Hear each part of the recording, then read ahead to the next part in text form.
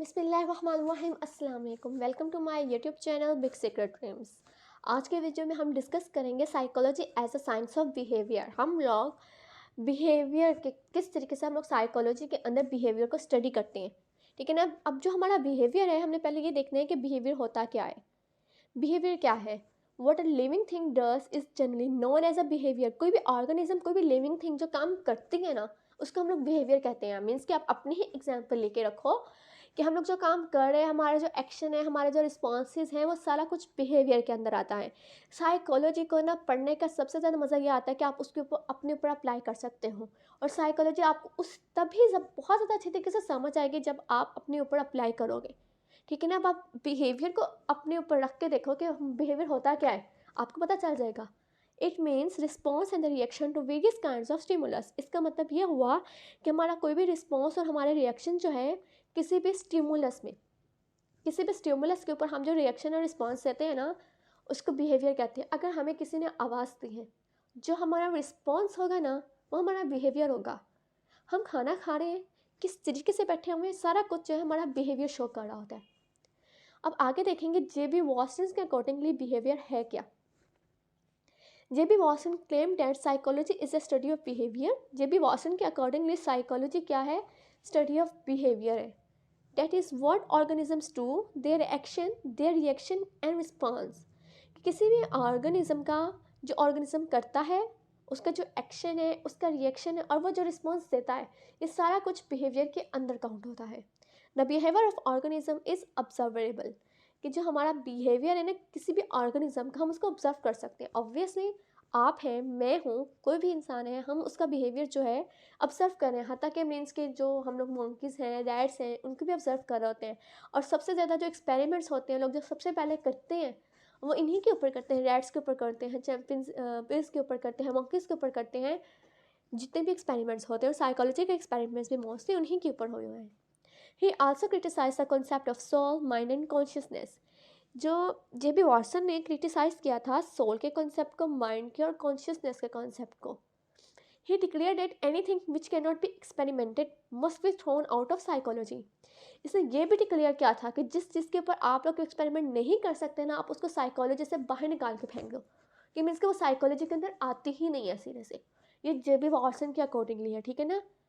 कि हम जिस चीज़ के ऊपर एक्सपेरिमेंट नहीं कर सकते वो साइकोलॉजी नहीं है।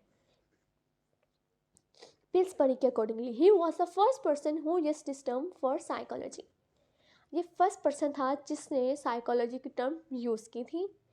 W.M.C. Dougall also adopted this definition for psychology. इसने भी यही डेफिनेशन को अडॉप्ट किया था। थॉर्नडाइक क्या कहता है? ही conducted many experiments on animals and introduce trial and error method for learning. Thorndike ने ना एक्सपेरिमेंट्स किए थे किसके ऊपर? एनिमल्स के ऊपर, और इंट्रोड्यूस करवाया था trial and error method.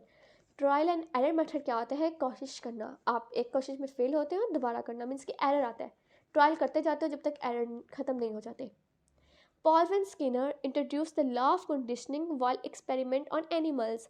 Paul Skinner ने एक लॉ इंट्रोड्यूस करवाया था, कहते हैं लॉ ऑफ कंडीशनिंग, जब उन्होंने एनिमल्स के ऊपर एक्सपेरिमेंट किया था। लॉ ऑफ कंडीशनिंग क्या होता है? कि हमने कंडीशन रखनी होती है साथ में। ठीक है ना। आप कंडीशन रखते हो। ये एक्सपेरिमेंट किया था उन्होंने एनिमल्स के ऊपर। ये दोनों एक्सपेरिमेंट्स जो है वो एनिमल्स के ऊपर ही हुए हैं। तो हम लोग ट्रायल एंड एरर मेथड देखते हैं कि ये है क्या। Thorndike devised an elaborate cage called a puzzle box. A hungry cat was placed in a puzzle box and had to learn some response, stepping on a small lever in order to unlock the door and get out. Thorndike ने एक cage लिया था puzzle box का, ये आप लोग देख सकते हैं। थॉर्नडाइक ने ये पजल बॉक्स लिया था।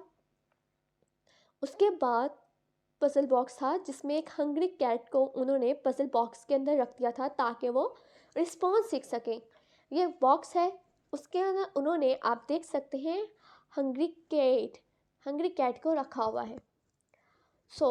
अब आगे क्या है, क्या करना है, इन्होंने रिस्पॉन्स देखने हैं कि किस तरीके से जो कैट है वो रिस्पॉन्स लर्न कर रही है।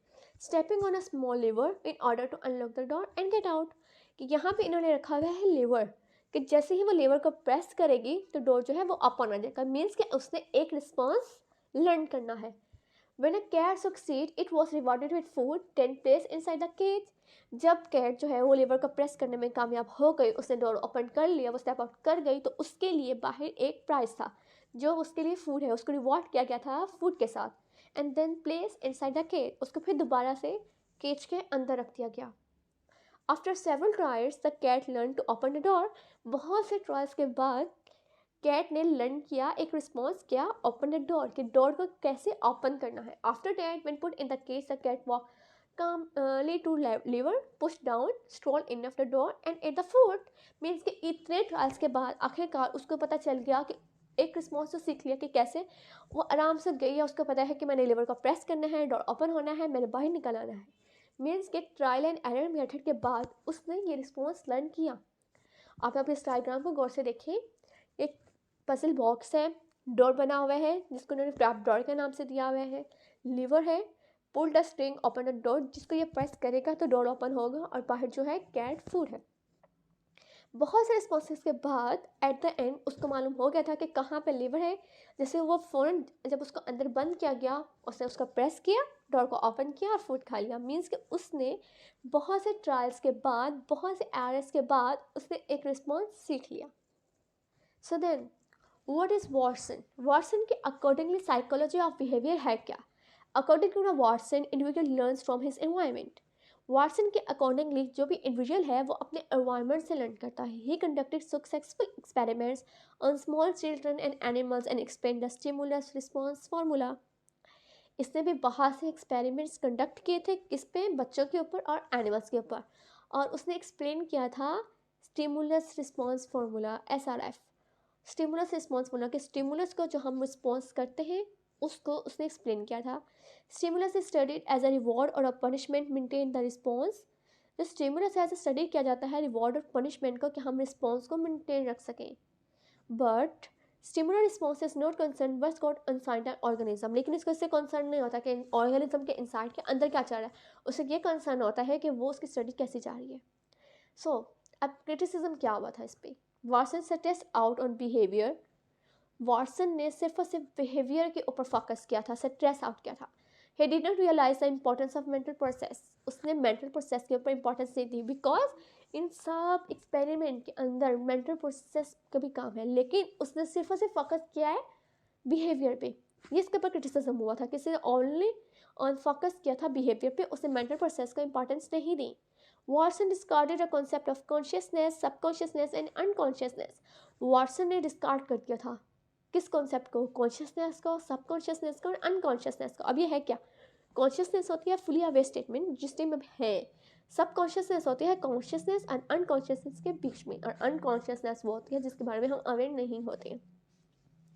Human psychologists give a lot of importance to intrinsic motivation, but behaviors have a no room for it. Human psychologist ने इंट्रिंसिक मोटिवेशन के ऊपर बहुत ज़्यादा इंपॉर्टेंस दी थी, लेकिन बिहेवियरिस्ट ने इसके ऊपर बात ही नहीं की। ये सारा था हमारा psychology as a study of behaviour. यकीन आप लोगों को इस कॉन्सेप्ट की समझ आ चुकी होगी, बिकॉज हमने सिर्फ बिहेवियर को डिस्कस करना था। साइकोलॉजी के अंदर बिहेवियर है क्या, किस तरीके से साइंटिस्ट ने इसको स्टडी किया है, और एनिमल्स के ऊपर एक्सपेरिमेंट्स किए हैं, ह्यूमन के ऊपर एक्सपेरिमेंट्स किए हैं। अगर आपको कोई चीज़ समझ नहीं आई है तो प्लीज़ आप कमेंट सेक्शन में मुझे सवाल पूछ सकते हैं, जो भी आपकी क्वेरी है, कोई भी आपका क्वेश्चन है। So that's all about it. अल्लाह हाफिज़, टेक केयर।